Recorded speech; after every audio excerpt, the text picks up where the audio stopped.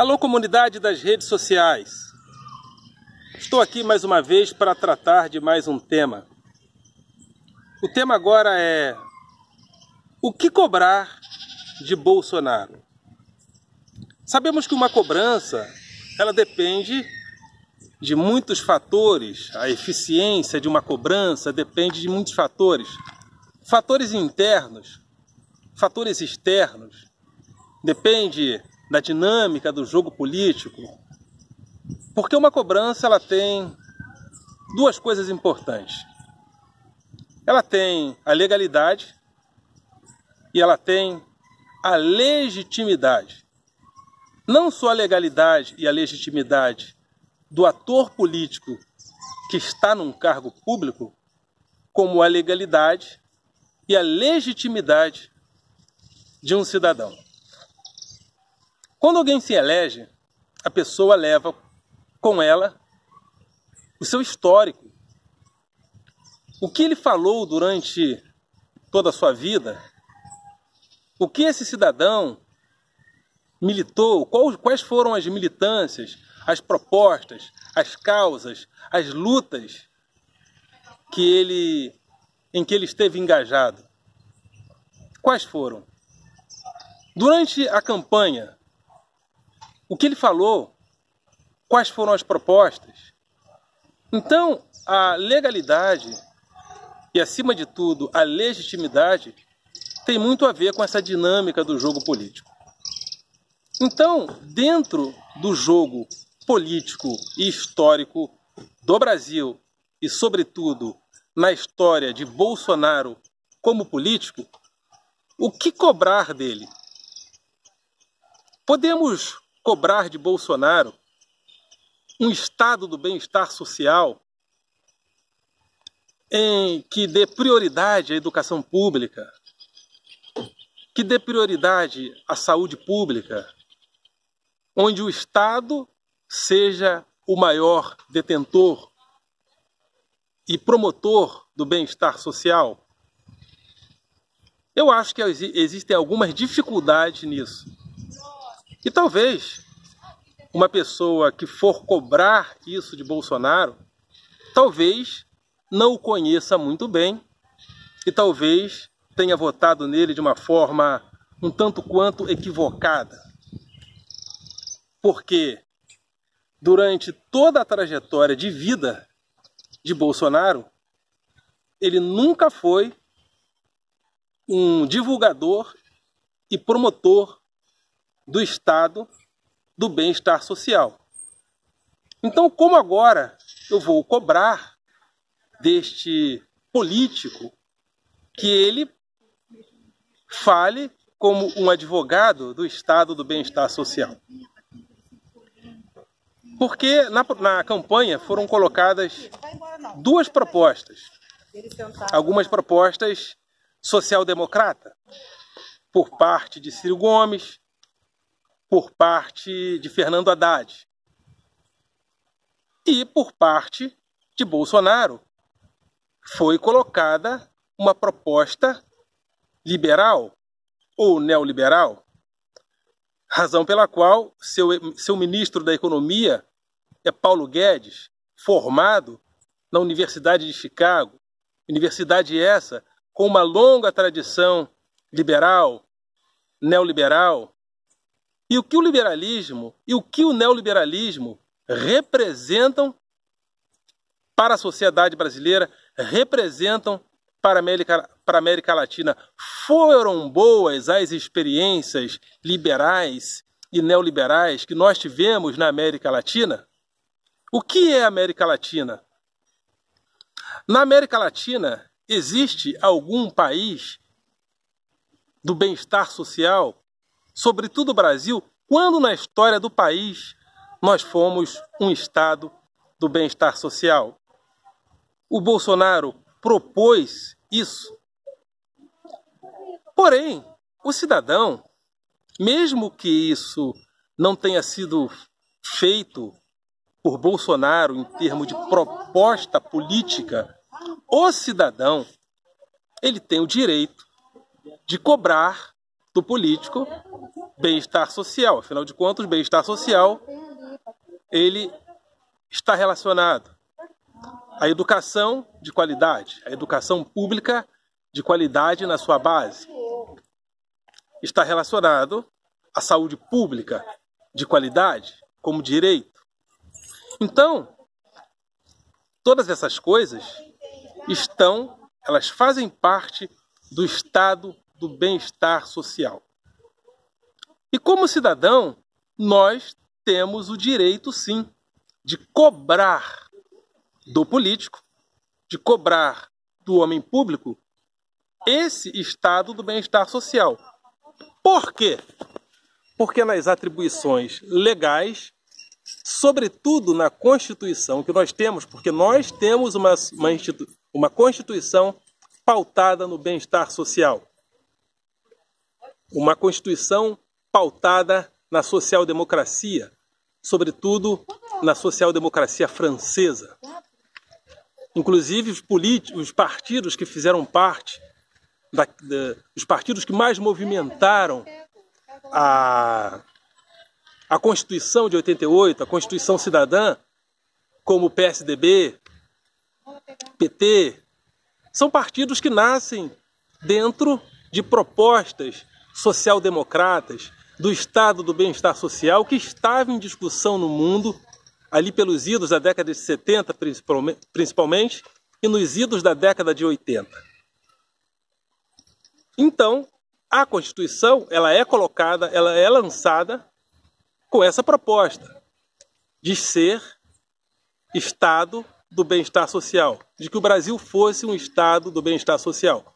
O Brasil é constitucionalmente um Estado do bem-estar social na sua Constituição.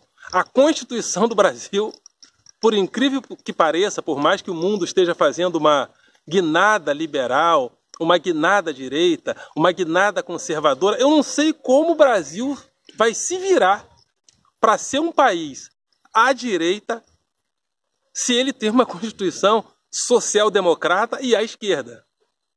Eu acho que nós corremos o risco de desenvolvermos uma certa esquizofrenia política, porque na nossa Constituição, a nossa Constituição é pautada pelo estado do bem-estar social. E agora, o que nós vamos fazer na direita com uma Constituição à esquerda, com uma Constituição social-democrata, com uma Constituição do bem-estar social?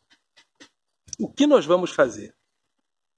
Porque muitas pessoas se esquecem, mas quando o PT estava surgindo, ele estava surgindo com um amplo diálogo no mundo trabalhista. E esse amplo diálogo no mundo trabalhista propõe o estado do bem-estar social. Havia uma comparação, inclusive, entre Lula e Lech Wałęsa, que era um político trabalhista polonês, e ele até chegou a ser posto em contato com Lula, tiveram até algumas divergências, inclusive.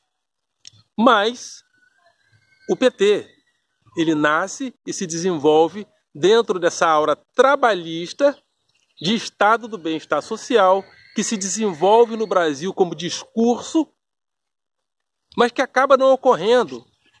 E acaba não ocorrendo porque o estado do bem-estar social no Brasil, ele perdeu a legitimidade. Por mais que ele seja constitucional, num determinado momento ele perde a legitimidade porque a Constituição brasileira é feita num momento onde a social-democracia, sobretudo na América Latina, estava sendo substituída pelo neoliberalismo, pelo monetarismo. Então, quando nós lançamos a Constituição do Estado do Bem-Estar Social, o Brasil passava por uma influência fortíssima do neoliberalismo que varreu a América Latina de forma avassaladora.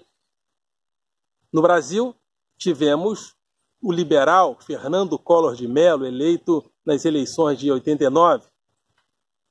E esse liberalismo teve dificuldades aqui. Collor sofreu impeachment. Na mesma época, concomitantemente, Carlos Menem se elegeu presidente da Argentina, com uma proposta liberal, neoliberal. Proposta essa que fizeram com que os argentinos sofressem e sofressem muito.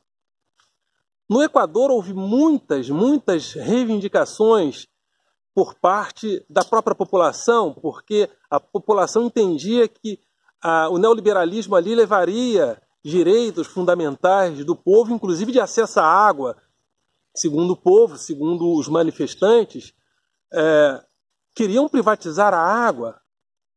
Então a América Latina, a América do Sul, foi varrida por uma onda neoliberal, e quando a nossa Constituição social-democrata, quando a nossa Constituição do bem-estar social chegou, o mundo e, sobretudo, a América Latina estava sendo varrida por uma onda monetarista, neoliberal.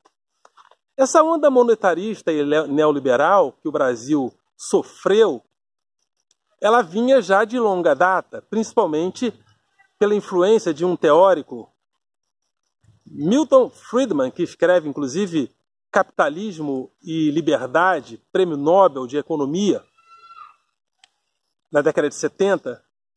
E o monetarismo entende que o Estado ele precisa ser um Estado que garanta a austeridade. A austeridade deve ser o principal fundamento de um Estado, que ele mantenha as contas públicas em dia, que ele não se endivide muito. E essa proposta é vendida para a América Latina, e de uma certa América Latina navega nessa onda. Então, ao invés de ser um Estado do bem-estar social, o Estado deve ser um Estado da austeridade. Tem até um filme, como um filme interessante, agora não estou me lembrando o nome, onde o cara ele caminha com o filho dele para baixo e para cima, ele tenta vencer na vida e não consegue, e vai para a fila do bem-estar social ganhar algumas comidas, um pouco de comida, e corre para lá e corre para cá com uma caixa na mão. Daqui a pouco eu lembro o nome do filme, talvez. E de repente, no mesmo filme aparece o presidente Ronald Reagan, que foi um dos grandes neoliberais da modernidade, falando sobre a austeridade das contas públicas, e austeridade, e equilíbrio fiscal, e superávit primário.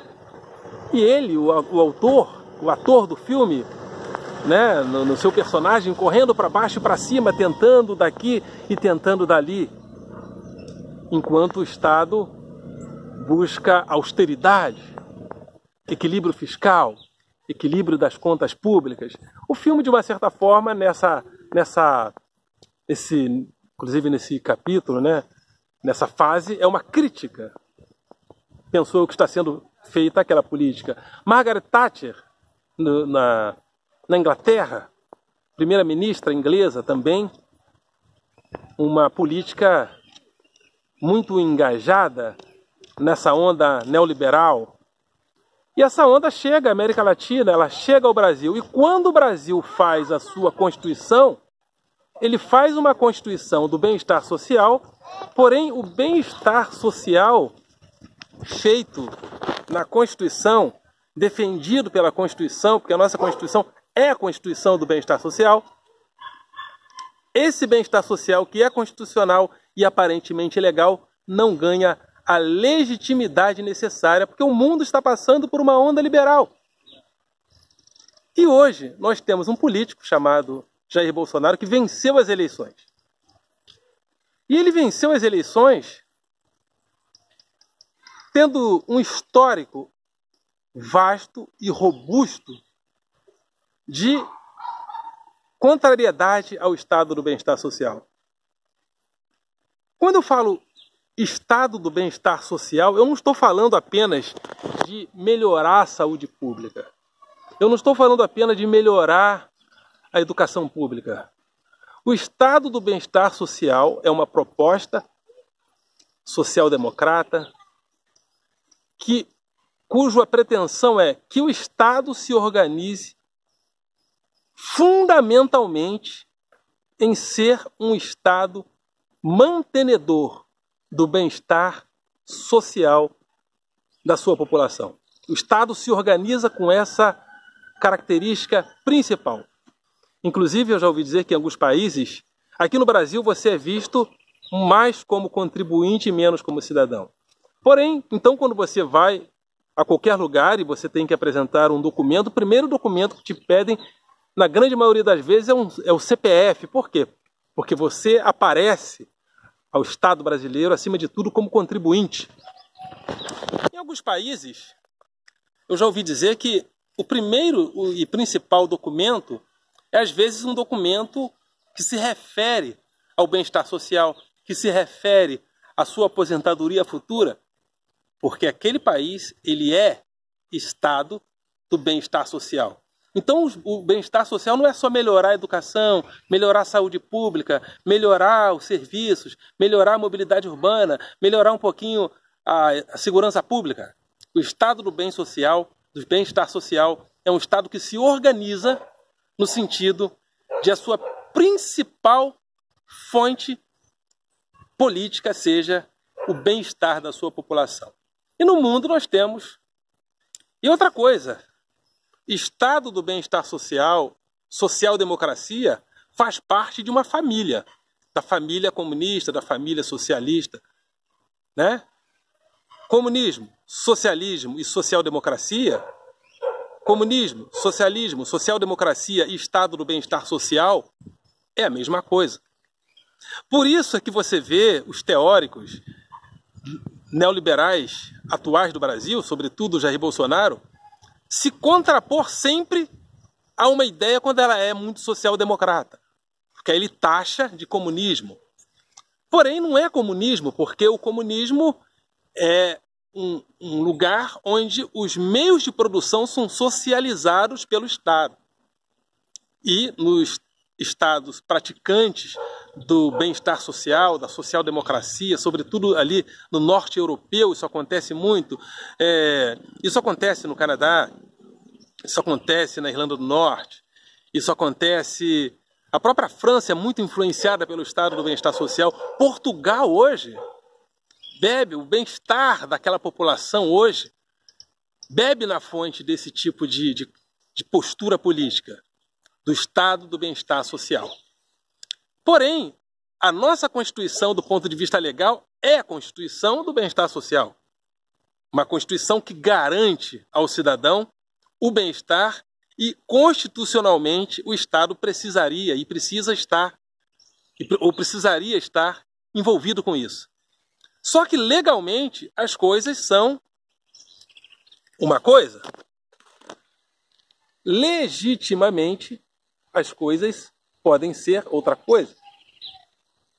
Então, se Jair Bolsonaro venceu as eleições combatendo a vida toda o estado do bem-estar social, como se isso fosse coisa de comunista, como eu posso cobrar de Jair Bolsonaro que o Estado priorize a educação pública? Jamais ele fará isso. Que o Estado priorize a saúde pública? Jamais ele fará isso. Primeiro, eu tenho esse direito? Tenho. Porém, isso não redunda e não redundaria em legitimidade. Por isso é que nós temos uma Constituição baseada no bem-estar social, mas que na hora do bem-estar social ir para a prática, nós não encontramos legitimidade para que isso aconteça. Então, eu gostaria de falar sobre isso para que a gente não se surpreenda com o governo Jair Bolsonaro. Não estou dizendo que ele não vai fazer nada de bom. De repente, ele vai fazer alguma coisa, vai melhorar a saúde aqui, vai melhorar a educação ali, vai melhorar a saúde pública ali, muito embora eu duvide, mas fazer uma coisa boa para o bem-estar social não é ser Estado do bem-estar social. Porque o Estado do bem-estar social é um Estado que se infraestrutura para que a sua principal política pública seja Estado do bem-estar social. E Bolsonaro fará isso? Não. Não. Então, eu tenho o direito de cobrá-lo por isso? Tenho. Porém, é uma cobrança que não se legitima. Por quê? Ele passou a vida toda combatendo isso. E ao ser eleito, ele foi eleito. Por quê? Porque, teoricamente, nunca propôs essas coisas. Então as pessoas saíram de um extremo e foram para outro. A esquerda não deu certo. Então vamos todo mundo agora para a direita. Então, por mais que o Estado do bem-estar social seja um direito constitucionalmente legal, mais uma vez, ele não vai se legitimar, e ele não se legitima porque o Estado do bem-estar social, como proposta, perdeu as eleições. Perdeu na figura de Ciro Gomes. E perdeu, guardadas as devidas proporções, na figura de Ciro Gomes, e perdeu com Fernando Haddad. Não que eles fossem fazer isso, mas há, na história desses políticos, desses partidos, uma proximidade maior com o bem-estar social. Mas no Brasil, logicamente, nós sabemos que aquilo que deveria ser bem-estar social virou assistencialismo.